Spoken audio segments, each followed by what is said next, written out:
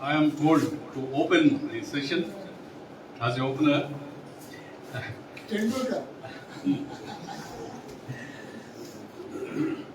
The core values, the topic is core values of a religion as decided or professed by the religious leader, faith prophet. Core values preached and practiced by the prophets. There are 4 points: concern for and service to poor and neighbors, attitude towards other religions and their followers, on violence, justice in society, and any one more core values. I represent here from Buddhism. I am a born Buddhist in a traditional Buddhist family. From the childhood, I was trained to follow the faith of Buddhism. And what all are suggested to me? There were very basic principles Lord Buddha has given for humanity, that if you want to live peacefully on this earth, among the other human beings and other living beings, if you must simply practice 5 principles, that is Panchsheel, if you practice and follow, you will live peacefully, you will live in harmony along with your environment, and you will also let others live peacefully along with you, so that you are friendly, harmonious to the environment around you, and the environment around you is also harmonious towards you. What are those 5 principles? Number 1 was violence, killing, hatred, hurting, abstaining from these heinous acts. That was the first and foremost advice.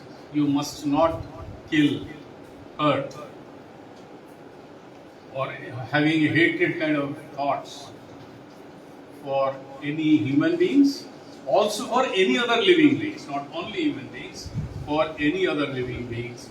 You should be kind, you should practice kindness, compassion, sympathy, empathy for any living beings.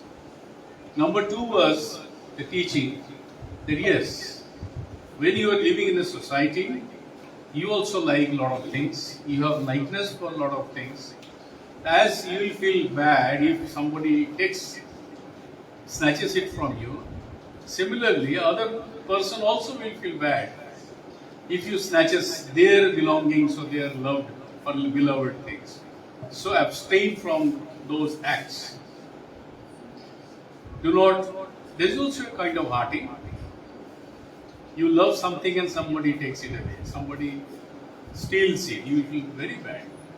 Similar act, you also should follow that. You should not do such activities, taking away other belongings or beloved things.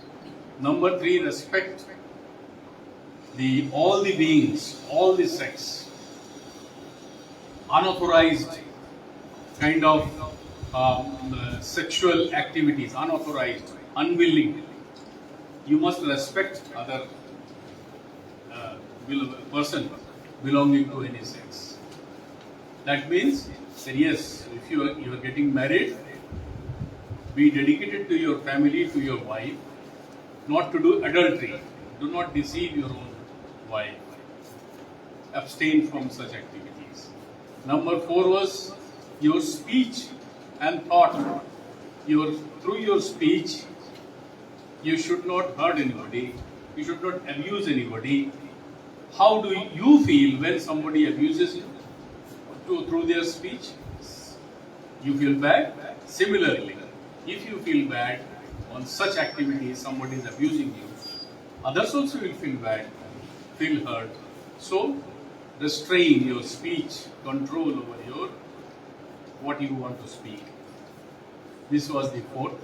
And 5th advice was, teaching was, be away from any kind of intoxicant substances which pollutes your mind, which takes you, takes control of your mind, so that you are illusioned, you cannot perform properly. Abstain for such intoxicated substance, be it the smoking or drinking alcohol or any kind of narcotics in this society today available. These 5 teachings, basic teachings, simple teachings were taught to me from my childhood. And then Lord Buddha said, that these simple 5 principles, if anyone follows, he will live peacefully, he will let others live peacefully. This was the message. Second point was given here, concern for and service to poor and neighbors. Yes, very much required. If you want to live peacefully, you are eating nice food and your next neighbor or your next relative is not getting those kind of, or at least not getting food, you should be thoughtful. You have concerns for those, your relatives, poor relatives or your neighbors, or those who are deprived. You must, to whatever possible way, you should share, you should contribute to your poor relatives or poor neighbors. That should be of the prime. There is a great learning from Sikhism. We see every day and day out, they serve food to anybody and everybody. Who knows who is hungry, passing by a Sikh Gurdwara, he can anytime without any question enter into the Gurdwara and have food. What a beautiful, nice gesture, nice act, noble act from this religion. So yes, one must take concern about poor and needy relatives as well as neighbors. Attitude towards other religions and their followers. Yes, there should be a mutual respect. As you respect your own religion, you must respect other religion.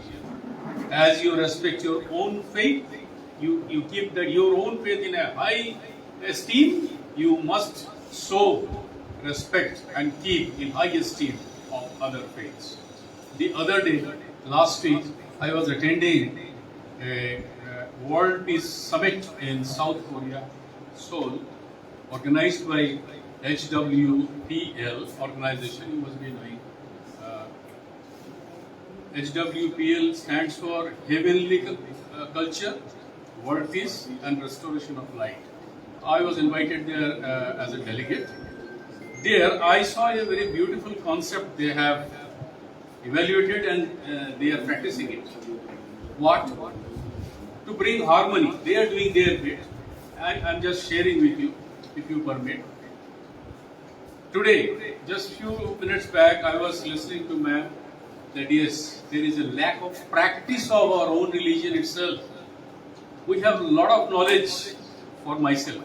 I think I have a lot of knowledge about my own religion, and then I can give talk on my religion. Yes, that is not sufficient. There has to be a proper practice.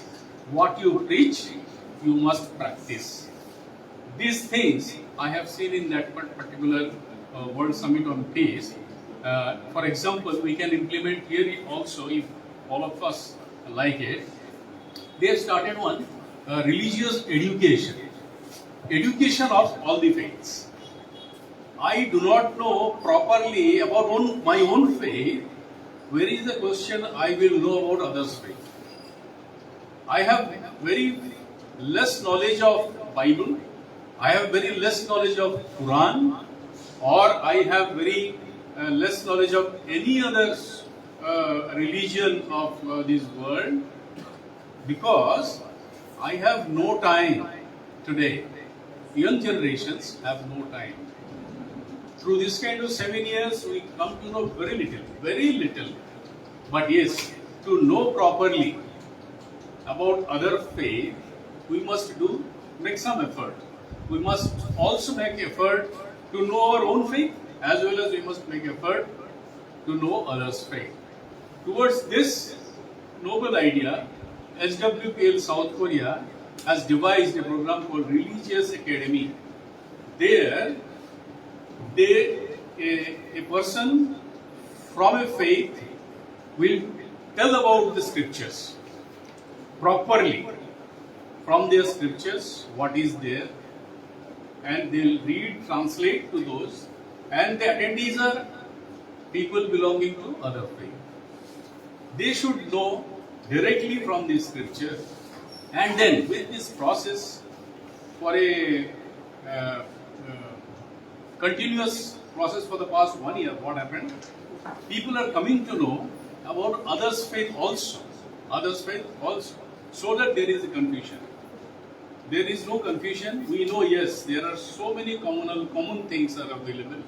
There are differences, food habit differences, attire differences, practices differences. Let it be there. Let us not talk about those differences, but let us talk and discuss the common things, which is peace for all, harmony for everybody, love and compassion for all the faith. That should be our principle, and we should follow strictly, adhere to, so that we live in a peaceful society. And lastly, value of a religion as decided by this, because on today's context, nothing more can be said than live in a peace and let others live in peace. If you behave peacefully, if you, through your behavior, you show that you are peaceful, practice peace first for yourself and radiate it to the society, to your fellow human beings, your neighbors, and your friends who belong to other faith. So, with this, I conclude and thank the COVA organizations for giving me this opportunity.